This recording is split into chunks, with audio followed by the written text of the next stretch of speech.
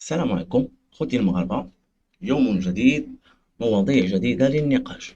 كما شفتوا في العنوان: فوضى في البرلمان الفرنسي بسبب الجزائر، واستدعاء مسؤولي قناة النهار للاستنطاق. فما عليناش، غادي نبداو أولا بالبرلمان الفرنسي.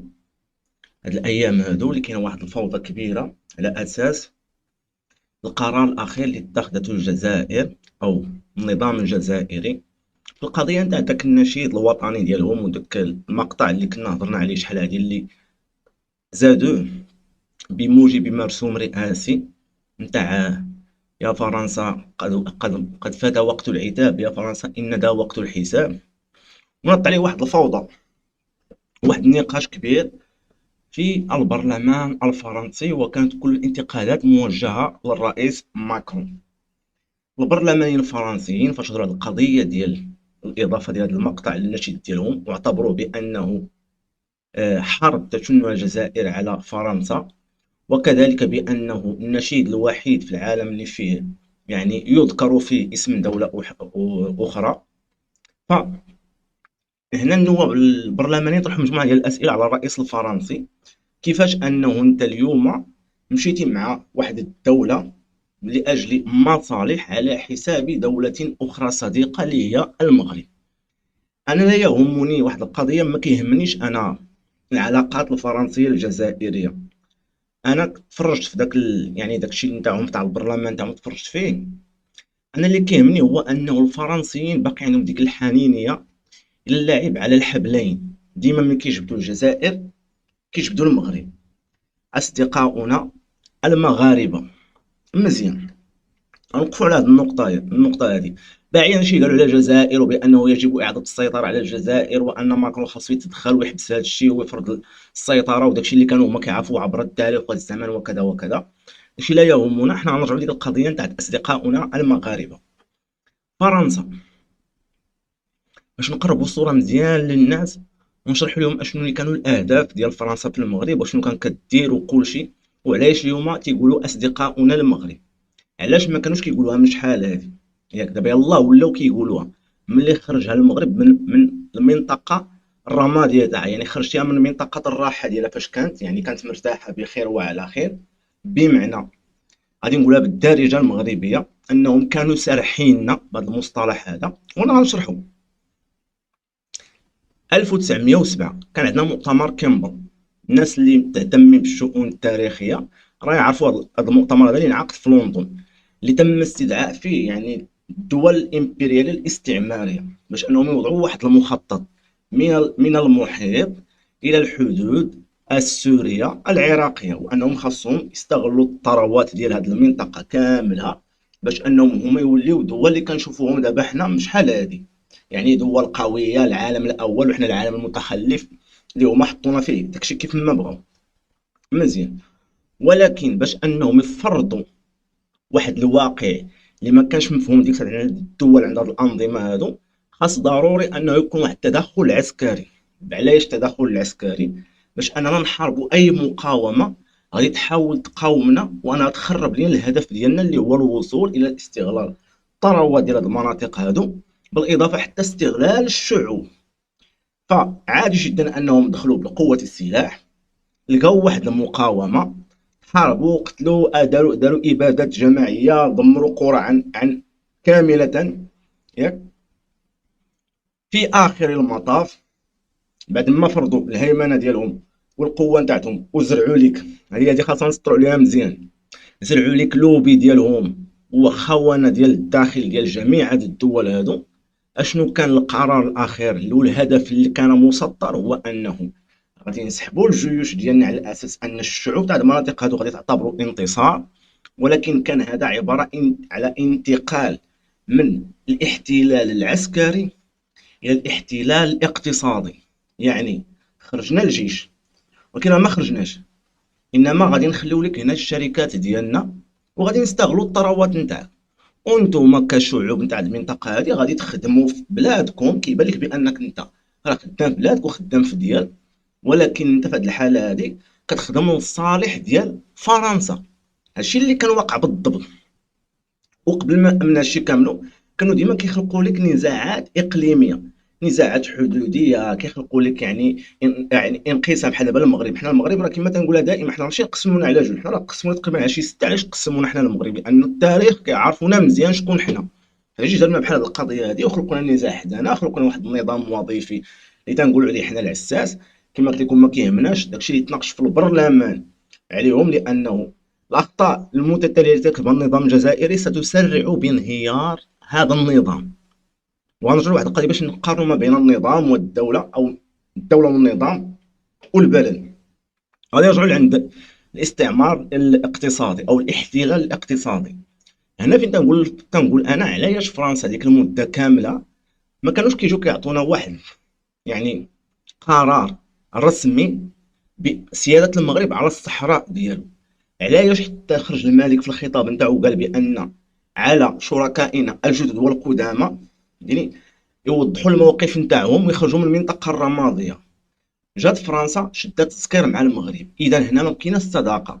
واصلا بعدا ما عمر كتكون بين محتل ياك ومستعمر ما عمر كتكون بيناتهم واحد العلاقه صداقه نهائيا. كاين هنا الاستنزاف والاستغلال.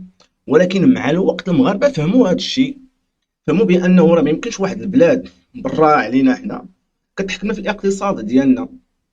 حنا كنعرفوا الظرفيه الزمنيه داز فيها الشيء كامل، وان المغرب كان خاصو واحد المده انه يبني اقتصاد ديالو اللي هو اقتصاد حقيقي اللي غادي ينافس به الشركات الفرنسيه داخل التراب الوطني نتاعو، وكذلك في منطقه الساحل والصحراء والغرب الافريقي بالضبط، اللي هي تجاره واحد الوحده كيحققها المغرب في واحد الظرفيه زمنيه قديمه اللي جات فرنسا واستغلتها وسرقتها المغرب باش بنات وكونت دابا حاليا هذيك الثروه اللي عندها وديك الحياه الرفاهيه اللي كان عايش بها الشعب نتاعهم.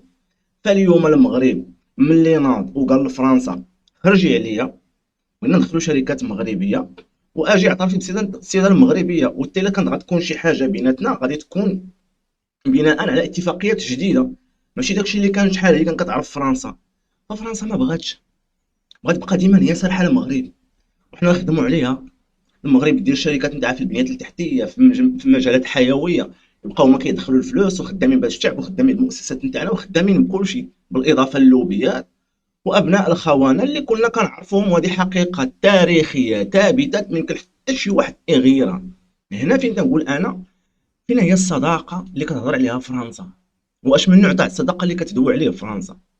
وهي الى يومنا هذا كدير سياسه الهروب الى الامام، ما كتبغيش تجي وتقول لك راه الصحراء مغربيه يعني كقرار رسمي ديال فرنسا كما دارت اسبانيا ومجموعه ديال الدول. فاذا هنا فرنسا ما كتشوفش هي الصداقه، كتشوف المصلحه اللي مشات لها من بين ايديها.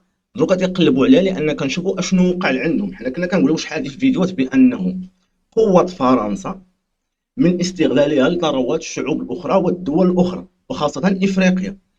الى حين لها افريقيا كاملها ستنهار اوروبا وغادي يبداو كيبانوا عندها المشاكل، وهما المشاكل كاينين عندها، واخرها التفجير اللي وقع في باريس ديال يعني التأتيم الاعلامي. راه وقع لهم تفجير كبير بزاف وهما باقي لحد الساعه دايخين، والمخابرات تاعهم راه عندهم تقرير عارفين شكون يعني واش عمليه ارهابيه ولا التفجير كان مقصود، ولكن دايرين التعتيم الاعلامي باش ما يبينوش بان راه عندهم ضعف وكيلعبوا على الدبلوماسيه. فهذه هي القضيه اللي بغيت نبازي انا بزاف، هي القضيه نتاع تيقولوا المغرب اصدقاؤنا. ما احنا ما عندناش اصدقاء. ما عمر كانت غادي تكون عندنا علاقه صداقه مع واحد الدوله جات دخلت لك البلاد نتاعك، قتلت لك الاجداد نتاعك ودمرات وخربات ودارت ابادات جماعيه وكانوا كيقتلوا في الناس بحال كيقتلوا في الدبان، ولما كتقول لك اصدقاء هذه لا يتقبلها العقل. غنرجعوا عند النظام الجزائري. بعدا غندير واحد المفارقه بعدا بين اشنا هي الدوله والنظام والوطن. حنا ملي كنقولوا انهيار النظام راه ماشي كيعني سقوط البلد او الوطن نهائيا. البلد والوطن في بلاصتو ما عمرو كيسقط نهائيا من نهار تخلقت هذه الارض هذه. شكون اللي كيسقط هو النظام، هي الدوله هي اللي كتسقط، على اساس انها ما كتكونش كتعرف تسير مثلا ديك البقعه الجغرافيه بالثروات ديالها، وكذلك داك الشعب. هذا هو الخلل اللي وقع فيه النظام الجزائري اللي بقى مقابل المغرب وخدم على ايديولوجيه العدو الخارجي. وداكشي باش كان غادي يبني بلادو ويبني اقتصاد حقيقي ويخرج من العباءه ديال فرنسا، وما كانش غادي نشوفوا ديك الشوهه اللي وقعت مع روسيا اللي فضحوا راسهم، بالاضافه للمشكل اللي وقع لهم مؤخرا مع الامارات. بقاو تابعين للمغرب حتى سقط هذا النظام. يعني هنا كنهضروا على الدوله اللي الرئيس نتاعها هو تبون، ورئيس قائد الاركان نتاعها هو شنقريحه اللي هو الرئيس الفعلي، والادارات والمؤسسات الوزراء الحكومه، واش هذه هي الدوله. اما الوطن او البلد، يعني ديك البقعه الجغرافيه ما كتسقطش، كتبقى بلاصتها هذيك ما كتحركش، ثابته غير متحركه. هنا فين كنبغي نبينوا للناس بين المفاهيم اش كنعنيو بهذه وشنو كنعنيو بهذه. فاذا كل الاجراءات وكل القرارات، وكنا قلنا بانه اي قرار كتاخذ الجزائر الا هو كيكون قرار انتحاري. وشكون اللي كيكون يعني اللي كيربح من داك القرار اللي كتاخذ الجزائر؟ هو المغرب. قلت في العنوان استدعاء مسؤولي قناة النهار. كنا مؤخرا شفنا داك قرار نتاع طرد السفير الاماراتي باعتباره يتجسس للموساد. مزيان، واحد شويه لا تحكوش دوك الاخبار اللي تنشرات، داكشي اللي تقال كلشي لصقتيها في وزير الاتصال، جريتي عليه السفير كذا وكذا. اشنو اللي غيوقع دروكا؟ عيطتي على المسؤولين ديال النهار، جاري ديك قناه النهار اللي معروفه، اللي كتظل تسب، يعني هي قناه تابعه للنظام ديالهم وتابعه النظام العسكري. شي حاجه اللي باينه، وجميع القنوات وجميع الصحف الاعلاميه سواء الالكترونيه او السمعيه او المرئيه كلها تابعه للنظام الجزائري. فما كيمكنش انه انت اليوم غادي تاخذ واحد القرار نتاع طرد السفير وتقول هذا السبب علاش، واحد شويه غادي تجي تقول لا انا راه ما قلتش، انا راه غير وزير الخارجيه بوحدو ولا هذا ولا هذا، ولا اجي نلصقوها نعيطوا على المسؤولين ديال قناه النهار اللي عباره عن كبش فيدا. وهاد القضيه هذه معروفه عند انظمه ديكتاتوريه هكذا كدير. غادي نختم بواحد القضيه وقعت في الحرب العالميه الثانيه، اللي دائما كتكون هذه هي الطريقه باش اي نظام آيل الى السقوط كيديرها وكيهرب. غير القضيه نتاع تخريب المنطقه وخلق حرب وهذا وهذا. غادي نمشيو للقضيه نتاع هتلر الحرب العالميه الثانيه، بعد ما انه فشل في الحرب مع روسيا في الجبهه الشرقيه، الاتحاد السوفيتي. ماشي مع الاتحاد السوفيتي بالضبط، وانما غير مع الثلج، يعني فشلها مع الطبيعه. ولكن هتلر في ديك المرحله كانوا كيجعلوا الجنرالات ديالو تيقولوا لي لا، هذا القرار هذا راه ماشي في الصالح ديالنا، وخاصنا ما نخويوش هذه البلاصه هذه وما نكثروش علينا، ما نفتحوش علينا جبهات، خلينا كنسيروا الحرب بعقلانيه. هتلر لا، مع الديكتاتوريه يعني وسياسه الحاكم الواحد واللي كيتخذ القرارات بوحدو، ما كانش كيبغي يسمع للجنرالات نتاعو، كيتخذ القرار نتاعو كيفرضوا عليهم. حتى خلق مشكل قداشنا هو، وشاف بان الحرب اذا كتهرب ليه من يديه، يعني الوقيته اللي خاص هو يهرب فيها، ياك يعني صافي دخل دايره منطقه في الدمار، دخلتي اوروبا كامله في الدمار، ماتوا فيها الملايين، وخلقتي حرب عالميه قداشنا هي. ولكن باش انه يهرب كان خاصو يدير شي حاجه. اشنو اللي دار؟ جمع كاع الدراري الصغار اللي عنده في المانيا اللي بقاو كلهم ما بين 12 عام 14 عام 16 عام، ياك جمعوهم وصيفطهم عند الجيش ديال الاتحاد السوفيتي، الجيش الاحمر. ضحى بولادو، ضحى بالابناء ديال الشعب الالماني الصغار. باش ضحى؟ حنا كنعرفوا دراري صغار غادي يمشيو لحد ما عندهمش تجربه ديال حمل السلاح، ما عندهمش تكوين عسكري، ماذا سيتم الممارسه عليهم؟ داكشي راه باين. فهذيك هي القضيه اللي دار هتلر باش لها الجيوش ديال الاتحاد السوفيتي فين غادي يهرب، وخلى المانيا معرضه للدمار والاستعمار، وخلى كنا عرفنا القصه اللي وقعت.